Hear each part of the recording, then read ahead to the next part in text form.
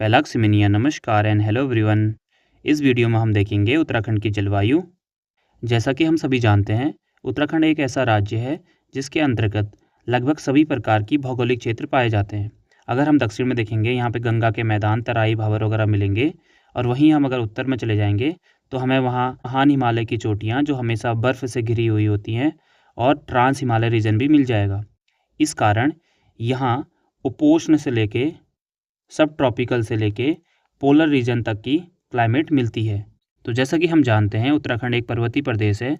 तो जो पर्वतीय प्रदेश के उच्चावच और उसकी जो ढाल होती है, उसकी मात्रा, कितनी स्लोप है, उसमें कितनी ढलान है और उसकी दिशा कैसी है, और ग्लेशियर के निकट होने के कारण वहाँ की प्राकृतिक वनस्पतियाँ, पर्वत चोटियाँ, पर्वत श्रेणियों का विस्तार या उनकी दिशा आदि महत्वपूर्ण कारक है जो उत्तराखंड की जलवायु में विविधता लाते हैं। यहाँ की जलवायु विविधता क्षेत्रीय स्तर पर न होकर स्थानीय सूक्ष्म स्तर पर देखी जा सकती है। तो सबसे पहले हम जानते हैं मौसम, ऋतु और जलवायु में क्या अंतर होता है। तो वेदर, सीजन एंड क्लाइमेट में क्या डिफरेंस होता है। तो जो मौसम होता है वो तत्कालीन और अस्थायी परिवर्तन होता है। इसका मतलब हुआ किसी स्थान पर जो अल्पकालीन वायुमंडलीय परिवर्तन हो रहे हैं, उसे हम क्या बोलेंगे, मौसम बोलेंगे। ये एक दिन का भी हो सकता है और कुछ दिनों का भी हो सकता है। जैसे सुबह अच्छी धूप आ रही है और शाम तक बारिश आ रही है, तो वहाँ पे वो मौसम का बदलाव हो गया। और जो मौसमों का चक्र होता है, साल के कुछ महीनों तक रहता है। इसी चक्र को क्या बोलते हैं, सीजन बोलते हैं। और ये किसकी वजह से होता है, पृथ्वी का जो झुकाव है। हम सभी जानते हैं पृथ्वी अपने एक्सेस पे 23.5 डिग्री झुकी हुई है, और साथ ही साथ उसका सूर्य से क्या स्थिति है उसके अनुसार मौसम में बदलाव आता है। और क्लाइमेट होता है किसी स्थान का दीर्घकालीन औसत मौसम दशा। जनरली इस दीर्घकालीन को हम 30 ईयर का लेते हैं। तो इसका मतलब हुआ, अगर हम उसे लॉन्ग टर्म के एवरेज के अकॉर्डिंग देखेंगे तो उसे क्या बोलेंगे, क्लाइमेट बोलेंगे। तो उत्तराखंड की जलवायु का अध्ययन हम ऋतुओं के आधार पर करेंगे, और साथ ही साथ डॉक्टर एस.सी. खड़गवार द्वारा जो उत्तराखंड की जलवायु को 6 जोन में विभाजित किया है, थोड़ा बहुत उसके बारे में भी देखेंगे। तो सबसे पहले हम देखते हैं समर सीजन या गर्मी के ऋतु के बारे में। उत्तराखंड में जो गर्मी का मौसम है वो मध्य मार्च से जून तक रहता है। तो यहाँ पे जो मार्च से जून लिखा है, ये हो सकता है हिंदू कैलेंडर के अकॉर्डिंग भी क्वेश्चन आ जाए। जैसे यूके SSC में क्वेश्चन आ चुके हैं कि वो हिंदू कैलेंडर के अकॉर्डिंग पूछते हैं। हमें ये भी पता होना चाहिए कि किस मंथ को हिंदू कैलेंडर के अकॉर्डिंग क्या बोलते हैं। जैसे चैत्र हो गया, चैत्र का महीना हो गया, तो चैत्र का महीना मार्च से, मिड मार्च से शुरू होता है। ऐसी चैत, बैशाख, ज्येष्ठ, आषाढ़, श्रवण, भादो, अश्विन, कार्तिक, माघशीर्ष, पूस, माघ, फागुन। ये पता होना चाहिए। चाहे लोकल लैंग्वेज में सुनोगे तो चैत, बैसाख, जेठ, आषाढ़, सोन, भदौ, असौज, कार्तिक, मुंसिर, पूस, माघ, फागुन। फागुन के महीने में होली होती है, और माघ का महीना सबसे ठंड का महीना होता है, और आषाढ़ का महीना सबसे गर्मी का महीना हो गया। ठीक है। और ये तो हमें पता ही है, श्रावण के महीने में सबसे ज़्यादा बारिश होती है। एक बार ये भी देख लेना, एग्ज़ाम में आ सकता है। तो फिर से देखते हैं समर सीजन के बारे में। तो हमने देखा उत्तराखंड में जो गर्मी का मौसम है वो मध्य मार्च से जून तक रहता है, और मई से जून के बीच तापमान सबसे अधिक रहता है। और जो जून का महीना होता है उत्तराखंड का सबसे गर्म महीना होता है। घाटी वाले क्षेत्र में उष्णकटिबंधीय गर्म जलवायु होती है, जबकि पहाड़ी क्षेत्रों में मौसम घाटियों के कंपेयर में या मैदानों के कंपेयर में ठंडा रहता है। शिवालिक और बाह्य हिमालय में गर्मियों के दौरान जो तापमान होता है वो 29.4 डिग्री सेंटीग्रेड से 38 डिग्री तक रहता है, जबकि निचली घाटियों में ये 40 डिग्री सेंटीग्रेड तक रहता है। ऐसी मध्य हिमालय के क्षेत्र में तापमान शिवालिक की तुलना में कम ही रहेगा। तो सबसे पहले भाबर आ जाएगा, फिर शिवालिक, फिर मध्य हिमालय, फिर ग्रेट हिमालय, फिर ट्रांस हिमालय का रीजन। तो यहाँ जो टेम्परेचर होगा इसके अकॉर्डिंग कम ही होगा, क्योंकि यहाँ हाइट थोड़ा ज़्यादा है। लेकिन घाटियों में भी टेम्परेचर थोड़ा ज़्यादा ही होगा, जबकि बृहद हिमालय का तापमान अत्यधिक कम बना रहता है। तो अगर हम देखेंगे जो समर सीजन है उसमें जो सबसे कम तापमान है जोशीमठ का है 1.9 डिग्री सेंटीग्रेड। सबसे अधिक तापमान यहाँ पे पंतनगर का लिखा है। लेकिन अगर आप लेटेस्ट जो डेटा देखोगे, ये पंतनगर आपको मैक्सिमम बुक्स में मिलेगा, लेकिन अगर आप यहाँ पे लेटेस्ट डेटा देखोगे उत्तराखंड का जो भी डेटा आया है 2022 से लेके 23 तक का है, तो जो देहरादून का टेम्परेचर है वो 2022 में मैक्सिमम 41.6 डिग्री है ना। और यहाँ पे वही चीज़ पंतनगर का अगर देखोगे 41 2020 में था, और 2022 में ये 40.2 रहा। ठीक है। तो यहाँ पे ये ध्यान रखना ये डेटा को। और ये ऊपर बारिश का डेटा है। तो हमने देखा कि सबसे कम तापमान गर्मियों में का है जोशीमठ का है, सबसे अधिक पंतनगर या देहरादून, ये आपको ध्यान रखना है। और जो रेनफॉल है, वो जो वर्षा है उत्तराखंड में गर्मियों के मौसम में जो वर्षा है बहुत कम होती है, सिर्फ 5 से 10% होती है। इसका मतलब जो गर्मियों का मौसम है मोस्टली ड्राई ही रहता है। तो ये था समर सीज़न के बारे में। अब हम देखते हैं मानसून सीज़न के बारे में। तो जो मानसून की ब्रांच होती है, 2 ब्रांच होती है, जो बे ऑफ बंगाल से आता है और एक अरब की खाड़ी से होते जाता है। यहाँ पे हमने देखा है कि वेस्टर्न घाट है, ये होगी बे ऑफ बंगाल वाली ब्रांच। तो ये ब्रांच जब यहाँ नॉर्थ ईस्ट के हिमालय से टकराती है, फिर यहाँ से ये वेस्ट की ओर मुड़ जाती है और यहाँ बारिश होने के बाद सबसे ज़्यादा बारिश आपको पता है मेघालय में ही होती है। तो इसके बाद जैसे जैसे वेस्ट को मुड़ेगी वैसे वैसे बारिश की जो मात्रा होगी कम हो जाएगी। तो जो उत्तराखंड है वो मध्य हिमालय का पार्ट है। मध्य हिमालय मतलब यहाँ पे ये पूर्वी रीजन हो गया, ये पश्चिमी रीजन हो गया। तो उत्तराखंड में पूर्वी हिमालय की तुलना में कम बारिश होती है और पश्चिमी हिमालय की तुलना में ज़्यादा बारिश होती है। तो ये क्योंकि हमारा जो उत्तराखंड का रीजन है वो मध्य हिमालय का रीजन आ रहा है, तो ये भी ध्यान रखेंगे आप। तो ज़्यादा बारिश कहाँ से हो रही है? वे ऑफ बंगाल रीजन से उत्तराखंड में ज़्यादा बारिश होती है। तो मानसून सीजन का जो अवधि है वो मध्य जून से अक्टूबर तक होती है। अधिकांश वर्षा जुलाई और सितंबर में होती है। राज्य की अधिकतर वर्षा बे ऑफ बंगाल शाखा के मानसून से होती है। तो राज्य की जो औसत वर्षा है वो है 150 से लेके 200 सेंटीमीटर के बीच। तो जो मानसून ऋतु में या वर्षा ऋतु में जो भी बारिश होती है उत्तराखंड में, वो टोटल बारिश का 80% है। तो मैक्सिमम बारिश कब होगी? मानसून में, ऑब्वियसली बात है। भाबर क्षेत्र में वर्षा पूर्व से पश्चिम की ओर और हिमालय क्षेत्र में दक्षिण से उत्तर की ओर घटती जाती है। जैसे कि हमने देखा था यहाँ पे नॉर्थ ईस्ट हिमालय हो गया, तो ये जब बे ऑफ बंगाल ब्रांच जाएगी यहाँ से इधर मुड़ने के बाद, तो हम जैसे जैसे पूर्व से पश्चिम की ओर जाएंगे तो ये वर्षा की मात्रा कम होती जाएगी। और फिर जैसे पहाड़, ये अगर मैं यहाँ पे बनाऊँ, ये शिवालिक हो गया, फिर ये मध्य हिमालय हो गया, ग्रेट हिमालय हो गया। तो जैसे जैसे हवाएं ऊपर उठेंगी यहाँ बारिश ज़्यादा होगी, इस रीजन में बारिश कम होगी। तो ऐसा तो नहीं है कि ये पूरी लाइन बनी हुई है, बीच में गैप्स भी होंगे। तो हवाएं यहाँ से जब जाएंगी यहाँ बारिश और कम होती चली जाएगी। तो जैसे आप शिवालिक, मध्य हिमालय और ग्रेट हिमालय देखेंगे तो जो शिवालिक का रीजन होगा उसमें बारिश ज़्यादा होगी, मध्य हिमालय में कम और ग्रेट हिमालय में और कम। ट्रांस हिमालय में तो वैसे भी ये ड्राई रीजन होता है, शैडो जोन बोलते हैं इसको, तो यहाँ पे तो और ही कम बारिश होती है। तो नरेंद्र नगर जो पौड़ी डिस्ट्रिक्ट में पड़ता है, जिसकी हाइट है 1080 मीटर, में राज्य की सर्वाधिक वर्षा होती है।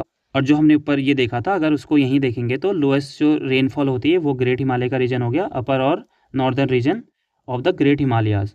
तो यहाँ पे बारिश होती है सबसे कम 40 से 80 सेंटीमीटर। और जो लो रेनफॉल होती है वो होगी कहाँ? मध्य हिमालय में, और इसकी जो मात्रा है वो 80 से 120 सेंटीमीटर हो गया। तो जो हाई रेनफॉल हो रहा है, अधिक वर्षा हो रही है, वो हो रही है 120 से लेके 200 सेंटीमीटर की। वो कहाँ हो रही है? वो दूनद्वार क्षेत्र में हो रही है, काली बेसिन में हो रही है, मध्य हिमालय के दक्षिणी ढाल में हो रही है। ये आपको हमेशा ध्यान रखना है कि अगर हम ऐसे देखेंगे, ये है शिवालिक और ये है मध्य हिमालय, उसके बाद ग्रेटर हिमालय। तो ये नॉर्थ का रीजन हो गया, साउथ का रीजन हो गया, मतलब ये दक्षिणी ढाल हो गई, ये उत्तरी ढाल हो गई। तो जो मानसून आ रहा है उसके डायरेक्शन ये रहा। तो जैसे जैसे हवाएं ऊपर बढ़ेगी, इनमें जो भी मॉइस्चर होगा ज़्यादातर बारिश यहीं होगी, और जब इधर आएगा इनमें जो मॉइस्चर की मात्रा होगी वो कम हो जाएगी, तो उसके बाद यहाँ बारिश कम होगी। तो ज़्यादा बारिश होती है दक्षिणी ढाल में, ये भी आप ध्यान रखेंगे। ऐसी नदियों घाटियों में जो बारिश की मात्रा है वो है 120 से लेके 200 सेंटीमीटर। ये हाई था। अब आते हैं मैक्सिमम। जो मैक्सिमम हाई रेनफॉल हो रही है वो हो रही शिवालिक, भाबर रीजन में और तराई रीजन में, और ये होती है 200 सेंटीमीटर से अधिक। ठीक है, तो यहाँ पे एक डेटा दिया हुआ है जो डॉक्टर एस सी खड़गवाल जी की बुक से दिया गया है। तो यहाँ पे अगर आप देखेंगे तो जो आंतरिक भाग है वहाँ कितनी बारिश हो रही है और जो बाह्य भाग है वहाँ कितनी बारिश हो रही है। सबसे ज़्यादा हमने देखा था नरेंद्रनगर की जो हाइट है, और वहाँ बारिश हो रही है 318 सेंटीमीटर की। यही चीज़ आपको राजपुरा में भी दिखेगा, तो ये भी ध्यान रखना, राजपुरा वाला। और देहरादून, उससे बाद देहरादून, नैनीताल, इसके बाद नैनीताल हो गया, ऐसी लैंसडाउन। तो यहाँ आप देखोगे टिहरी में सबसे कमी है, उससे कम है श्रीनगर में। तो ये भी आप एक बार देख लीजिएगा। और अगर प्लेन फुट हिल्स एरिया देखेंगे, शिवालिक देखेंगे, तो यहाँ पे जो टोटल रेनफॉल हो रही है सबसे ज़्यादा हो रही है, तो शिवालिक में सबसे ज़्यादा बारिश हो रही है, वो हो रही है लगभग 2405 mm। फिर उसके बाद आएगा फुट हिल एरिया, भाबर और तराई का रीजन हो गया, उसके बाद प्लेन हो गया। और ऐसे यहाँ देखेंगे ग्रेटर हिमालय, मिडिल हिमालय तो उससे भी कम है, तो इस डेटा को भी ध्यान रखना। उसके बाद अब हम देखते हैं विंटर सीजन को। तो जो विंटर सीजन है वो मिड अक्टूबर से शुरू होकर मिड मार्च तक चलता है, और जो जनवरी का महीना है वो सबसे ठंडा महीना है, और सबसे गर्म महीना कौन सा था? जून का महीना था। शीत ऋतु में उत्तर पश्चिमी चक्रवातों के कारण वर्षा होती है, जिन्हें हम क्या बोलते हैं, पश्चिमी विक्षोभ बोलते हैं। ये चक्रवात तापमान में तीव्र गिरावट लाते हैं, इसकी वजह से ओलावृष्टि भी होती है। तो 2000 मीटर से अधिक ऊंचाई वाले क्षेत्रों में अत्यधिक ठंड पड़ती है और तापमान 0 डिग्री से नीचे चला जाता है। और 150 मीटर से अधिक ऊंचाई वाले क्षेत्रों में बर्फबारी शुरू हो जाती है, लेकिन 2800 मीटर से नीचे के क्षेत्र में जो बर्फ़ होती है बाद में पिघल जाती है। उत्तराखंड को प्राप्त होने वाली कुल वर्षा का जो शीत ऋतु में वर्षा होती है उसकी मात्रा है 15 से 20%। नदी घाटियों को अपनी कुल वर्षा का लगभग 30% भाग शीत ऋतु में प्राप्त होता है। और जो नॉर्दर्न ड्राई बेल्ट है वहाँ जो वर्षा होती है वो लगभग 50% स्नोफॉल के रूप में होती है। तो शीत ऋतु में पौड़ी गढ़वाल, टिहरी गढ़वाल, अल्मोड़ा, देहरादून में 12.5 सेंटीमीटर तक की सर्वाधिक वर्षा होती है। तो ठंड में सबसे ज़्यादा वर्षा कहाँ होती है? पौड़ी गढ़वाल, टिहरी गढ़वाल, अल्मोड़ा और देहरादून में। तो ये हमने देखा विंटर सीजन के बारे में। अब हम यहाँ पे एक और चीज़ ध्यान रखेंगे कि जो विंटर सीजन है उसको लोकल लैंग्वेज में ह्यून, ह्यूंद या ह्यून और शीतकाल भी बोलते हैं। ऐसी मानसून सीजन को चौमास या चौमासा और बसकाल भी बोलते हैं। और जो गर्मी का सीजन है उसको रूडी या खरसाओ भी बोलते हैं। तो आपको ये भी ध्यान रखना है सीजन को स्थानीय भाषा में क्या बोला जाता है। तो अब हम देखते हैं उत्तराखंड के क्लाइमेटिक जोन, जिसे जलवायु कटिबंध भी बोलते हैं। और ये विभाजन डॉक्टर एस सी खरकवाल जी ने किया है। वो उत्तराखंड की जलवायु को ऊंचाई के आधार पर 6 भागों में बांटते हैं।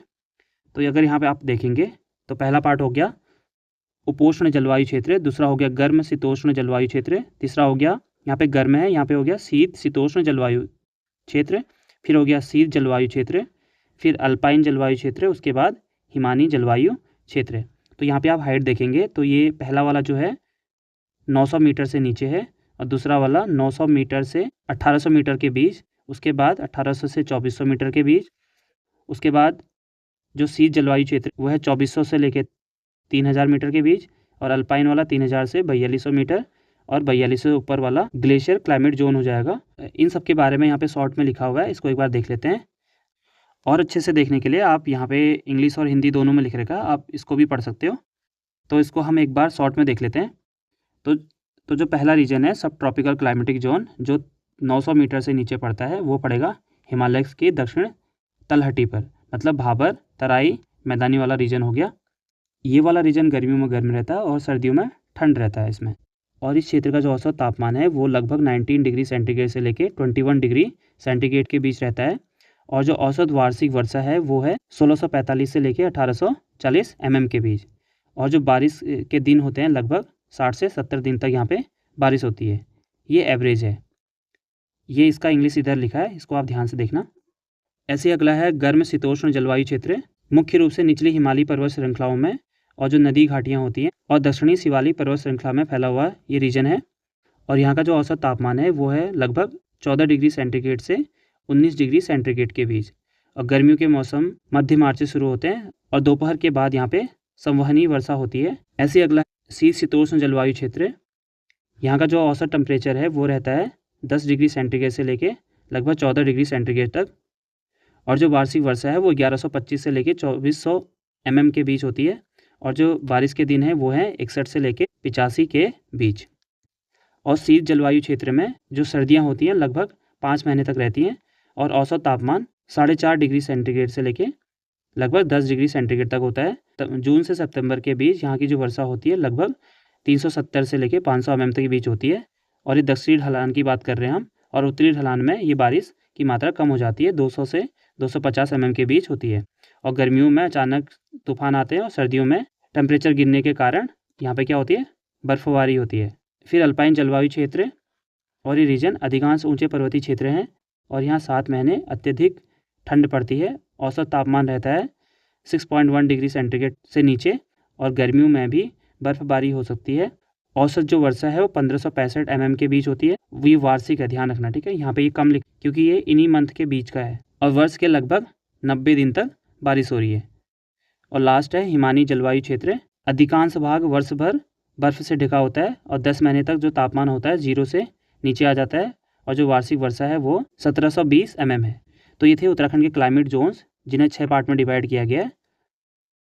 ये जरूर आप याद रखना। और यहाँ पे वार्षिक तापमान दे रखा है, औसत वार्षिक तापमान और यहाँ पे जनवरी और जून का भी दे रखा है हाइट के अकॉर्डिंग। जो हमने ऊपर देखा था वही चीज़ यहाँ पे लिख रखी है, वही चीज़ यहाँ पे इंग्लिश में लिख रखी है। तो ये है एक विंटर लाइन जो उत्तराखंड में हमें मसूरी से देखने को मिलेगी, और ऐसी अद्भुत घटना स्विट्ज़रलैंड में भी देखने को मिलती है। और जब शाम को ये सूर्यास्त होता है तब ये दिखता है लगभग 15 से 20 मिनट तक, और मुख्य रूप से ये दिसंबर और जनवरी में दिखता है, इसलिए इसको विंटर लाइन बोलते हैं। ऐसे लाइन सी बन रही है, तो ये भी आप ध्यान रखें। तो विंटर लाइन कहाँ दिखती है? मसूरी में। तो इस वीडियो में इतना ही है, मिलते हैं अगली वीडियो में।